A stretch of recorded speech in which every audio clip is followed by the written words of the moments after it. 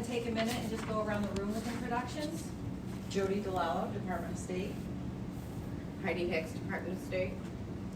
Allison Lacey, Department of State. Shannon McGuire, Department of State. Emily Loopy, Department of State. John Goldman, Department of State. Ernest Delaney, Department of State. Ernita Gant, Department of State. Dave Mossberg, Department of State. Thank you all. Not having enough board members present, we do not have a quorum, so I'll have to table the approval of minutes from, my gosh, 9/13/21, 10/25/21, 4/11/22, and 5/23/22 until our next meeting. So I'll move along the agenda to department and subcommittee reports, starting with the enforcement update from John Goldman. John? Thank you.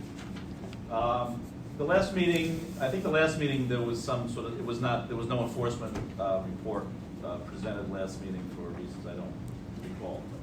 Anyway, the last meeting that I attended and gave an enforcement report was April of 22, and at that time I had reported that licensing administration had decided to focus its enforcement efforts on a backlog of complaints instead of doing cold enforcement. That was reconsidered the following month after that meeting in May, and we decided to do both at the same time. So the enforcement program that's running currently, that began in June and is currently scheduled to go through the end of the year,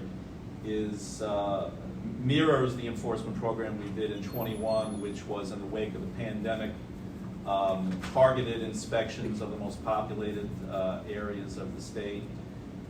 Obviously, the city, Long Island, Albany, Binghamton, Syracuse, Buffalo, and Rochester, and the suburban counties surrounding those cities, and to offer the industry what we call an opportunity to cure disposition process, which is in essence following the issuance of a ticket. The shop owner is given the opportunity to remedy whatever violations they're cited with within a period of time to avoid any sort of further disciplinary action, fines or hearings, etc.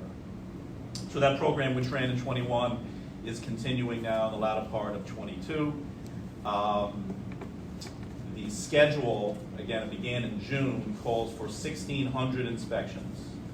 To date, we've done approximately 1,100 through about the 1st of November, give or take. We're close to it. So we're generally maybe a little bit behind schedule, but on target. At least I'm satisfied with the point we're at now to meet that 1,600 goal. Roughly half of those inspections were of nail salons. The division still feels the need to focus on them for a variety of reasons, not to mention the vent certification, which is a big deal, trying to educate the industry on the need for that, which went into effect, the grandfathering dropped off on October 4th. So now all shops that are unable to produce a vent certification are being cited for failure to do so. There's no longer any necessity to assess when the license of that business was issued and whether or not they're grandfathered. The grandfathering is gone. Just to give you a sense of compliance with that, so of those 640 some odd nail shops we inspected, we issued 225 no vent certificates, which is roughly a third or a 33% failure rate as to date. We are continuing the process of working with those shops that are not compliant and giving them an opportunity to obtain a system and in turn a vent certification with some time controls. They're put in touch with representatives from our legal department, and there's some controls and monitoring of their compliance for those that are not compliant now. So that's the plan for the remainder of the year. 2023 is still under consideration as to how our program is run. Thank you, John. Any questions? Comments? Next, under department subcommittee reports, is a processing report from Emily Lupe. Good morning. Included in the materials you were provided, you will find licensing statistics for October of 2018, 2019, 2020, 2021, and 2022. Typically, 2 years of statistics are provided, but at the last meeting, it was requested that an additional period of time be provided.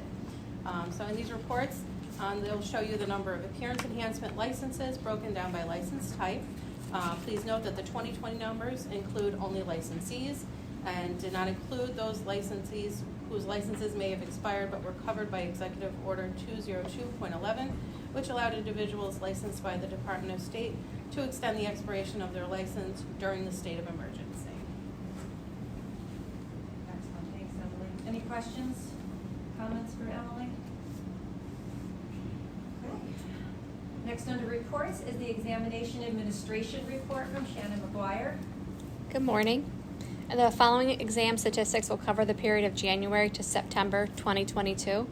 The cosmetology written exam has been administered to 4,910 applicants with a pass rate of 68%. The cosmetology practical exam was administered to 2,259 applicants with a pass rate of 85%. The aesthetics written exam was administered to 3,453 applicants with a pass rate of 69%. While the practical exam was administered to 1,992 applicants with a pass rate of 96%. For nail specialty, the written exam was administered to 2,077 applicants with a pass rate of 84%. The practical exam was administered to 1,670 applicants with a pass rate of 91%. For natural hair, the written exam was administered to 46 applicants with a pass rate of 42%, and the practical was administered to 28 applicants with a pass rate of 90%. Then lastly, waxing was administered to 1,077 applicants with a pass rate of 66%. Any questions? Shannon, thank you so much. Any questions, any comments? Next on our agenda, under action items, is the topic of lash tinting, and that is my topic. As many of you know, lash tinting has been prohibited under the appearance enhancement license for years and years. It's definitely been a topic of conversation for a very long time because there's so many people that are out there doing it, even though we are not both cosmetology and aesthetics. So for the first time, and gosh, since I've been in this business almost 35 years, the FDA has actually amended its regulations, which is why New York State didn't allow it, because there were no colors that the FDA had approved for lash and brow tinting. The FDA has amended its regulations to allow for the safe use of silver nitrate as a color additive in both brow and lash tinting products. So in July of 2022, one company in particular, Refecticil, announced the launch of its first tinting formula that contained this particular ingredient. As of right now, they are the only company that offers it, but I'm quite sure that others will jump on board, simply because if you go to the FDA website, the silver nitrate is listed as an approved color to be used in cosmetics. I'm bringing it to the board to suggest that we take a look at that and allow the use of silver nitrate products to be used for lash and brow tinting. We know it's pretty rampant. Across the country, there's several states that it has not been legal for years. California just passed it and made it legal. Arizona just passed it. And I know there's several others that have to. And having been in the business, I know there's lots of licensees that have been doing it because you can buy the product. So it'd be fabulous if we could bring it to the board to take a look at and have an approval for New York State at some point. Any questions, thoughts? It's advertised all over. People are doing it anyway. Well, I can tell you, we cite it as a violation on a regular basis. I guess the regulation has to be amended, or at least consideration to amend the regulation. So Dave, what does this impact as far as our regulations or our statute? So I believe the only thing that we would have to amend is one single regulation, section 160.27. Paragraph E, with respect to permanent dyeing, says no appearance enhancement licensee shall be authorized or permitted to apply dye of any kind to eyelash or eyebrow hair. So some sort of amendment, obviously, to that regulation would be needed to allow it.